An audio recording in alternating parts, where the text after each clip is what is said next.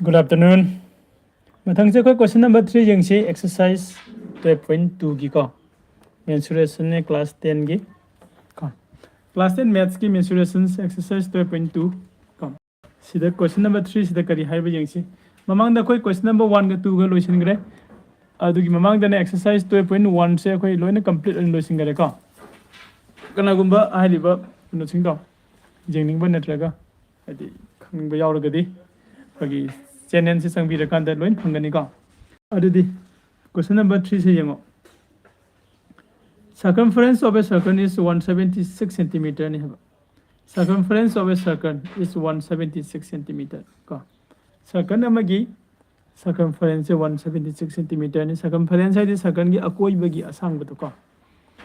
Find the area of a sector. Sector sigi area se putho o hai. Whose sector angle is 45. Okay. अंदर किसी ने लाई से angle पीर में अदुगा circle से की सर्कमफरेंस पीर में अदुगा सेक्टर पुथो है को मागी एंगल से पीर में क्या पीर में 45 डिग्री हो है को अदुदी ये ngasi को हैफेट क्वेश्चन से एनालाइज तो से क्वेश्चन से अंडरस्टैंड तो न बहन से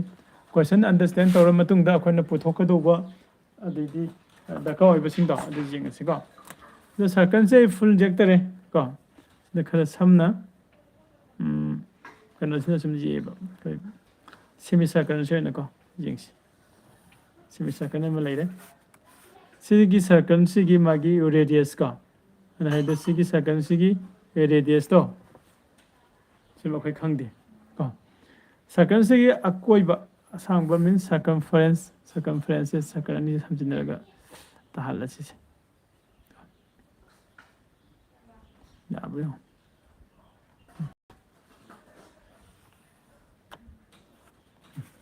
सिगी लेडीबर सर्कल से सिगी अकोई बगी असंग बसे सिसिने कोना सर्कमफरेंस है से सर्कमफरेंस से माने पिरामिड से 176 का सेंटीमीटर से pyramid circumference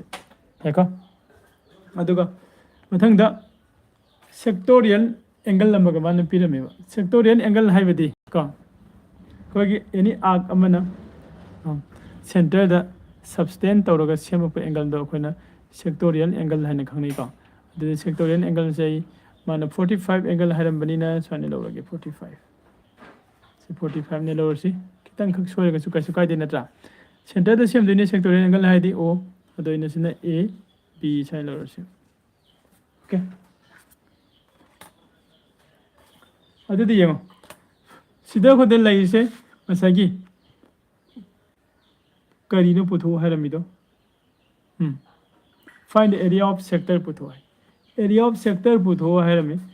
area of sector की फॉर्मूला दी ngasa कोई दे लई गई दो pi r square theta divided by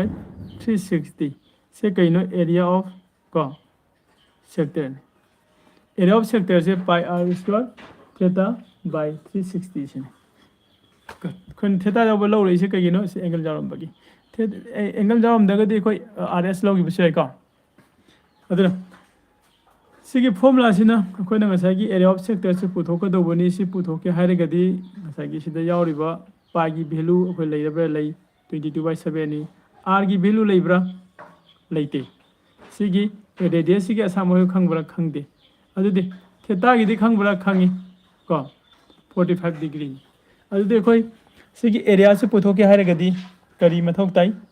r से हाना पुथोको मथौ ताई याको r से करा दे पुथोको यागनी माने से circumference of a circle is 176 है पिरामिड से सिदगी खोना r पुथोको दो है को अदुदि पॉलिसी एक्सरसाइज क्या एक्सरसाइज 12.2 को क्वेश्चन नंबर 3 को क्वेश्चन न कई कई पिरामिड एस गिवन को सेक्टोरियल एंगल हम पिरामिड मानो the sectorial angle से equal to 45 degree है पिरम को sectorial angle पिरम है अदी मतुंग दा sectorial angle की मतंग दा पिरम से कहीं no perimeter of the circle है circumference of the circle को circumference पिरम and the circumference circumference circumference equal to क्या पिरम यो circumference का circumference तो क्या पिरम है सीधा 176 पिरम है कुछ अंदर नहीं का 176 सेंटीमीटर पिरम है अरे देखो ना circumference की फॉर्मूला दिखाऊं बड़ा circumference पुथों भाई फॉर्मूला दी का circumference of circle से क्या का माना है कंधा 2 pi r का माना है माय फॉर्मूला से सीधा r जावे ना चा अरे दिस सीधा की कोई r पुथों नंबर जेंगे सी का circumference of the circle से 176 का माना है that is का 2 pi r 2 pi r से कनानो circumference of circle की फॉर्मूला ने equal to 176 सेंटा है का अरे दिजेमो equal to implies that 2 में ले जरे into pi d 22 by 7 में ले रहे r d radius ने radius देखो खंग बरा खंग दे radius पुथों को लाई नहीं अल्दे 170 का 6 में ले रहे कगना बमता याद है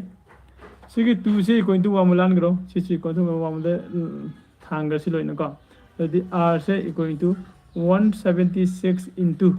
2 से ने इक्वल टू वामुला लदी डिवाइड वन करनी है तो 1/2 का into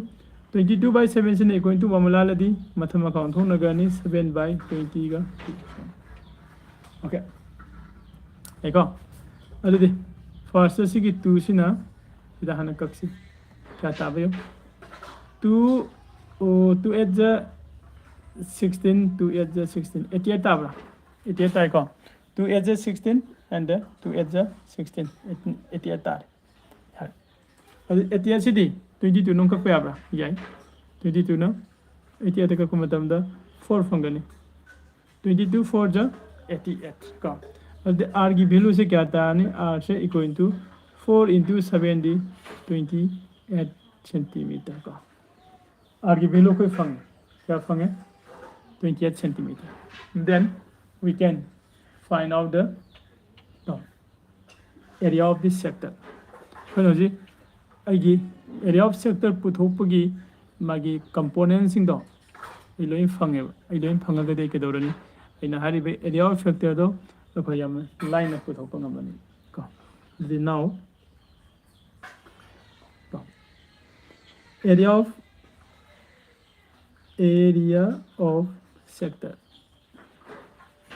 of sector से इक्वल टू क्वेश्चन दा क्या पिरम एरिया ऑफ सेक्टर से पिरम दरी पुथो हाइबनी को एरिया ऑफ सेक्टर से क्या का मानना बसिदा pi r square theta divided by 360 का ये पेंसिल से लिखोगे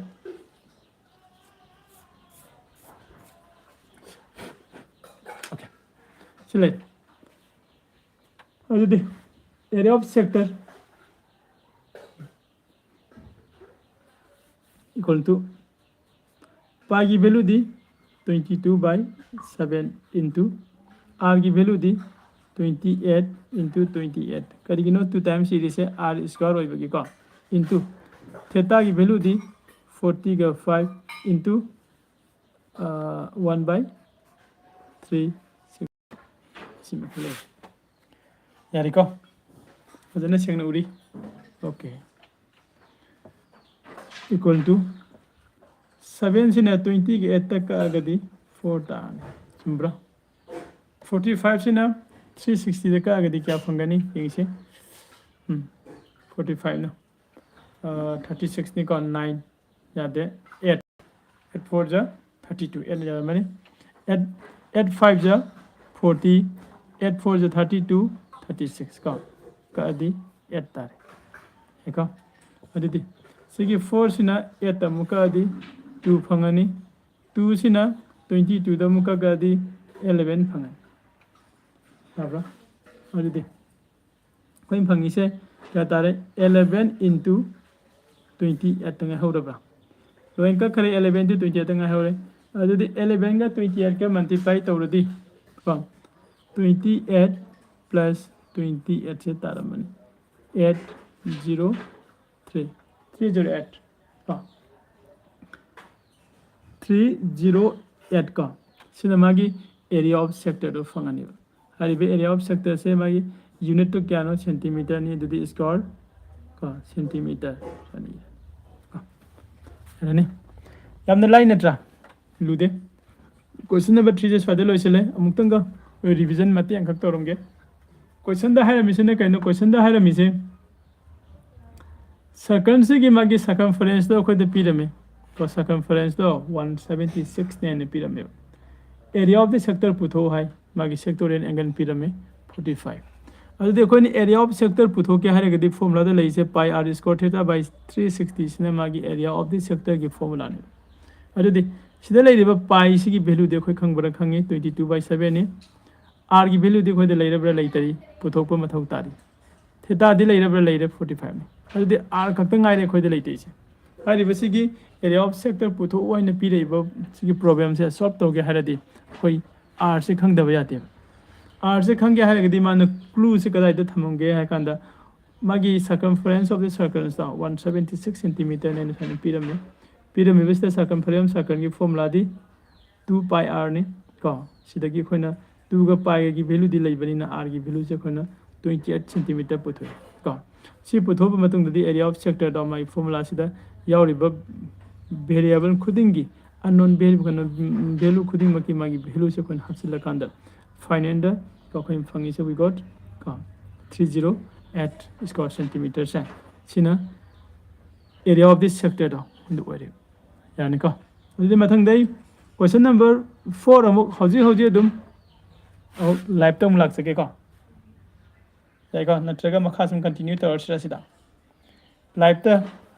ꯀꯣ ꯁ꯭ꯇꯨꯗꯦꯟ ꯑꯅꯤ ꯌꯦꯡꯉꯝꯃꯦ ꯌꯥꯝ ꯅꯨꯡꯉꯥꯏ ꯑꯗꯨꯗꯤ ꯑꯩ ꯀꯣꯏꯁꯟ ꯅꯝꯕꯔ 3ꯁꯦ ꯁꯤ ꯂꯣꯏꯁꯤꯜꯂꯦ ꯀꯣꯏꯁꯟ ꯅꯝꯕꯔ 4ꯗꯨꯁꯨ ꯁꯤꯗ ꯁꯨꯝ ꯀꯟꯇꯤꯅ꯭ꯌꯨ ꯇꯧꯔꯛꯑꯒꯦ ꯀꯣ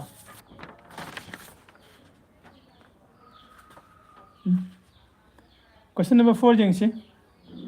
ꯀꯣꯏꯁꯟ ꯅꯝꯕꯔ 4 ꯁꯤꯗ ꯀꯔꯤ ꯍꯥꯏꯕꯅꯣ ꯀꯣ ꯆꯂꯥꯏ ꯀꯣꯏꯁꯟ ꯅꯝꯕर 4 क्वेश्चन नंबर 4 दा हायरमिसे सर आईदी कंगदे ओ ओके क्लास 10 की मैथ्स ने को क्लास 10 की मैथ्स ने होरेन नुंगदावाई पुंग तरुकता नखोइगिसु क्लास मुक तौगनी याइको क्वेश्चन नंबर 4 दा हायरिसिना नत्रगै क्वेश्चन नंबर 4 से मु स्टार्ट तौरगे को सिलोसिलगा